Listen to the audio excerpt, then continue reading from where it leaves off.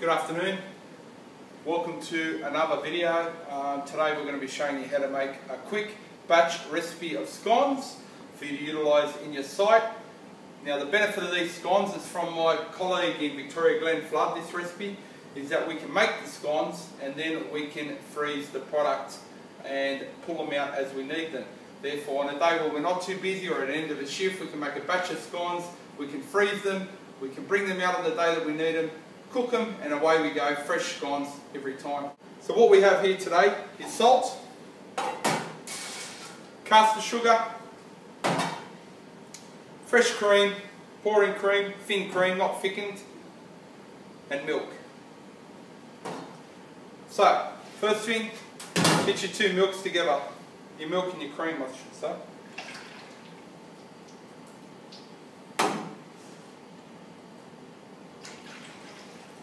So that's your wet ingredients.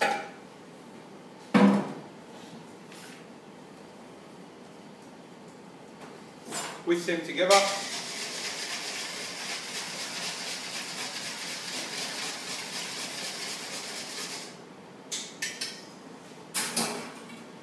Next is self-raising flour, sift it.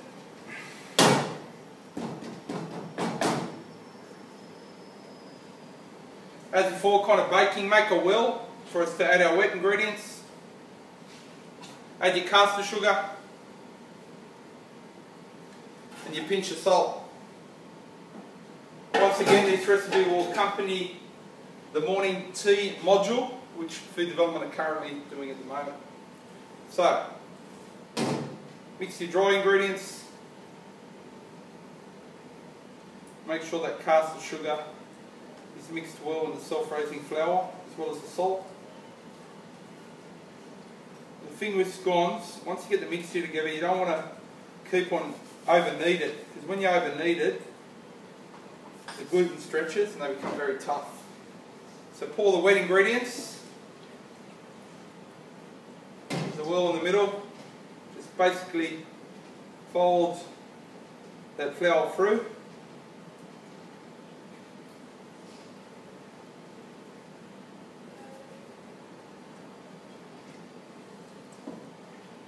Pour the rest of it in. So I'm just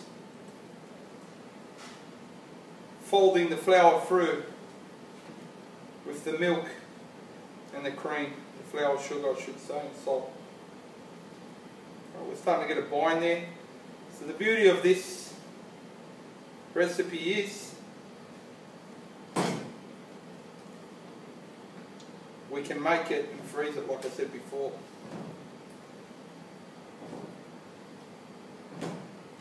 So I know there's plenty of recipes out there, and by all means you don't have to use this one.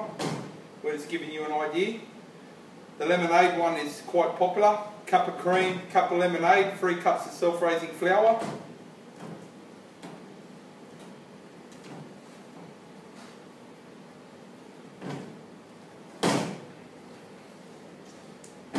You may have your own scone recipe. I should have said with your dry ingredients, you can add anything like dates or sultanas as well if you like. So that's coming together now. Still some flour. So I just want to make sure you need all that flour in, but I'm not going to hardly mix it. It's starting to bind now.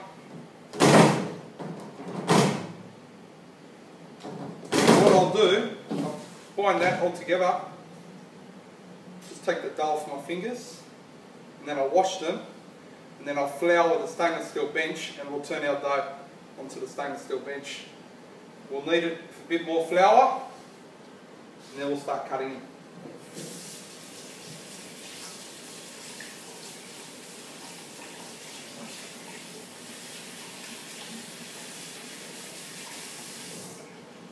So variations of scones. You can do savoury scones. You can do plain old scones. You can do pumpkin, sultana, dates.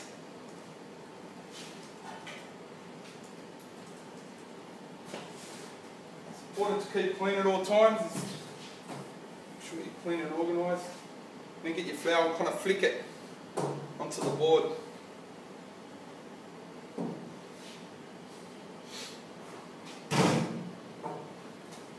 So it's really good if you've got a dough scraper to scrape all your dough out, but we don't today, but we'll do without it.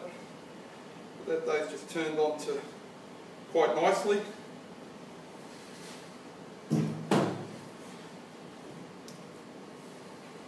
that's a nice moist mix there that Glen Flood has provided us with.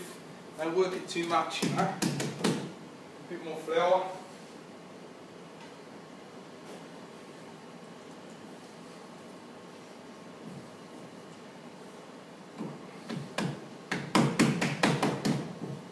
This recipe here I've done makes about 30 scones with a 5 centimetre scone cutter. So what we're expecting you to do with these recipes that we give, we want the minimum standard where we've got a commercial kitchen is 1 baked item per day. So whether it's a free-on, just getting a bit more flour here, whether it's a muffin, whether it's a banana loaf, that's starting to come together now. So I'm just turning it, the whole dough over and over. I'm not mucking around too much because the gluten, you don't want it to stretch and tough scones. Now what we need is a rolling pin.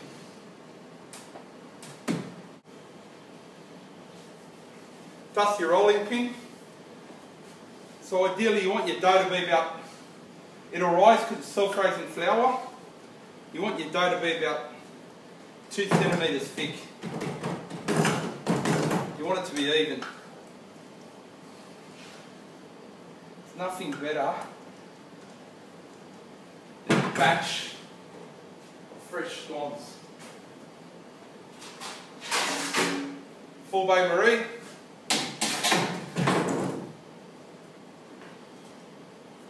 Wash my hands again.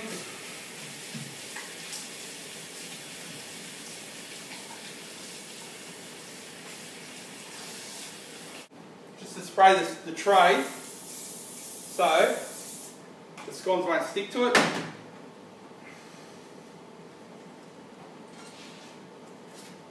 And away we go.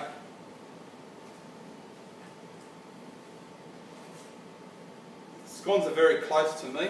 Probably most Australians, you know.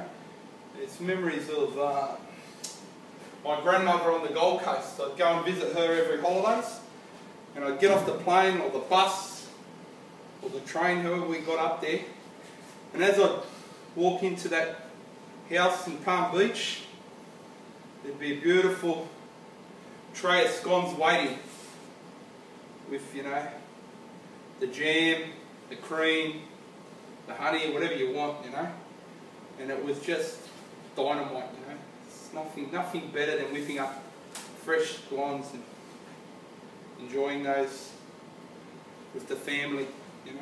It's a real family thing. So I'll put that forward. Cameraman, if you just want to focus in a bit on those scones, so we can show the people on site. Now some people bunch them together so they can raise as a loaf. Personally I like to keep them separately.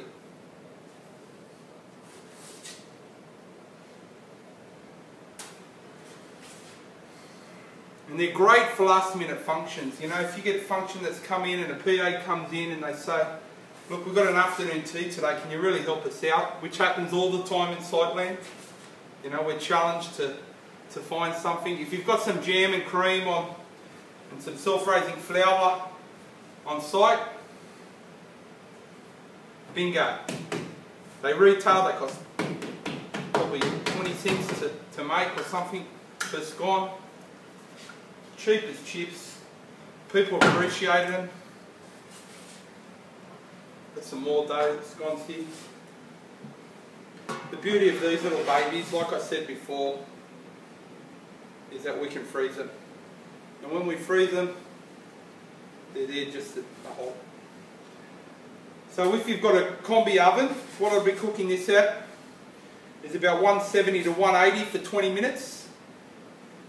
If you've got a Zanussi kind of under bench gas oven, oven's all temperamental, you know. If it's electric, maybe a bit longer. You don't want the element on top on if it's electric static oven, because it burns the scones.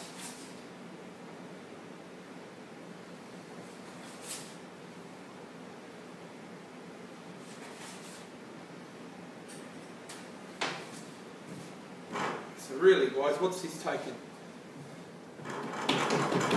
Maximum 15 minutes. Whack out a bunch of scones. Another thing, just like the burgers, it takes hardly any time to do. Brings us back to what we are, you know. I don't want to see people buying in scones if possible. You know, I understand if you've got a function for 2,000 or something like that, and it's in a remote location or something, there may be reasons for it. But if it's for a morning tea extra option for sale or for a function, really guys, we should be making our own. You know, anyone can make scones, even myself. So anyway, there we go, mate. So, you know, we've easily gotten, I'd say, 3, 6, 9, 12, 40 scones plus out of this mixture. And you know what? Glenn was saying to me the other day to the phone, but Sam, there's a lot of sites in Melbourne that have got these big scones. You know, these big kind of, I haven't seen it much in Sydney, but these big, also, you know, cup-sized scones. That's fine. Use a bigger scone cutter. Get yourself a set of scone cutters. Use a bigger scone cutter. No problem at all. So what I'll do,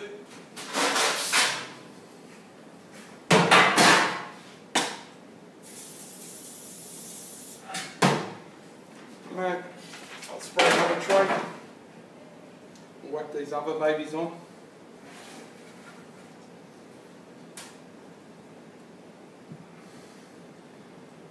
So then you can do your cream after. Just whip up your cream. Maybe serve with some plum conserve or strawberry conserve. The high tea is making a comeback, guys. Really big in sights at the moment.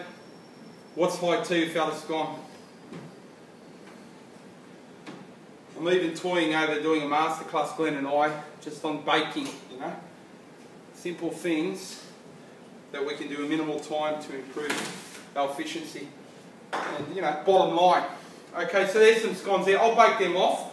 We'll cut at the moment. I'll bake them off, and then we'll serve them with some conserve and some cream. And I'm going to have a nice afternoon tea. Thank you very much.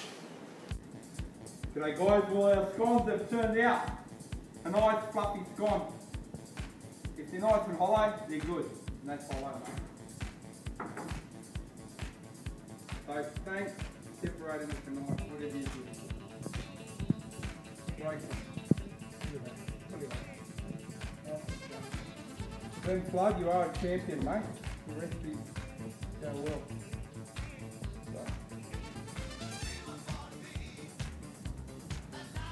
The standard is, if you're going to fly, you've got big numbers, you don't fly to the star nozzle. Okay? Again, strawberry, blackberry, mulberry, whatever type you want to conserve, call it.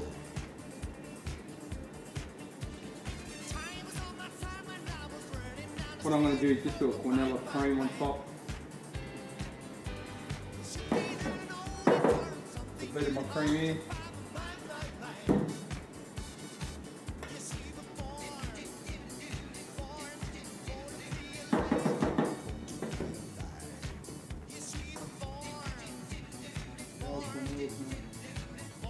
I used to work at the Congo Zoo. So they did quinella till the cows came home.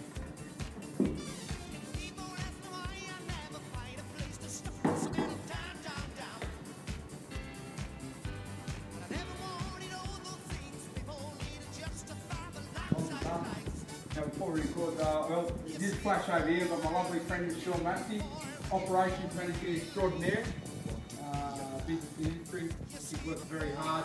He deserves an afternoon feed. There you go. Look at that. Working hard there on the computer. Cut. Thank you.